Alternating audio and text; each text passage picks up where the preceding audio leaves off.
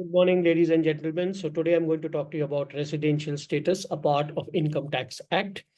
Very pertinent topic. So if you are aware, and this is basically for beginners who have probably just started studying taxation. If you have read through or if you are aware, there are four types of residential status: resident, and ordinarily resident, which is called as ROR, resident but not ordinarily resident, RNOR, and non-resident, right? So depending upon your residential status, the taxability and the way you file your returns is dependent. So basically, if you are in India for at least 182 days or more in the relevant previous year, or 60 days or more in the relevant previous year, and also 365 days or more in the 4 years preceding the relevant previous year, then you become a resident. So that means for becoming a resident, either one of the two basic conditions need to be satisfied. Now, for becoming a resident and ordinarily resident, ROR, then you need to satisfy two additional conditions. You need to be in India for 730 days or more in the 7 immediately preceding previous years. And you need to be resident for at least 2 or more out of the 10 immediately preceding previous years.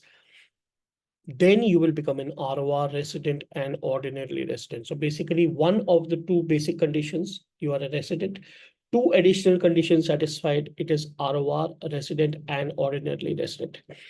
If one of the basic conditions are satisfied and either one of the additional or none of the additional are satisfied, you become RNOR resident but not ordinarily resident.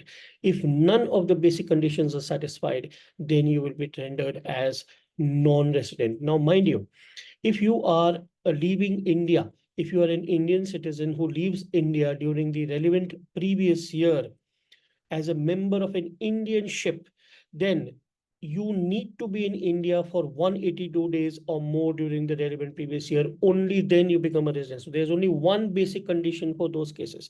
The second basic condition is rendered inapplicable.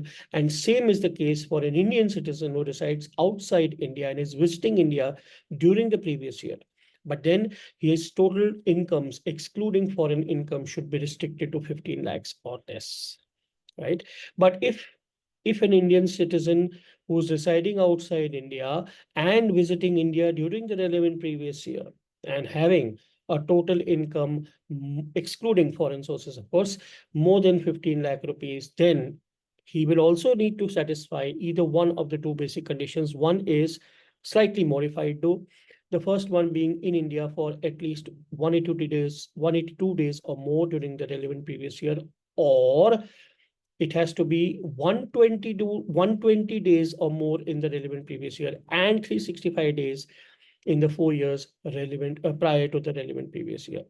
So that's how it kind of varies. So, and of course, if none of the basic conditions are satisfied, then he becomes a non-resident. Now, the categoric difference between ROR and RNOR, residential and resident and ordinarily resident, will be taxed on worldwide income, and also they need to submit in their returns their foreign holdings and the foreign assets. But the resident but not ordinarily resident will be taxed only on Indians' incomes accruing in India or deemed to arise or accrue in India, right? So that is a small snippet, a small summary of how residential status can impact your taxability and how you need to file your returns. Very important. People often skip this, but mind you, this is the first step to actually know whether you are taxable in India or not, and to what extent, and also how do you need to file your returns. I hope you enjoyed the video, and stay tuned on my channel Concept Canvas for more. I wish you a good day ahead. Thank you so much. Bye-bye.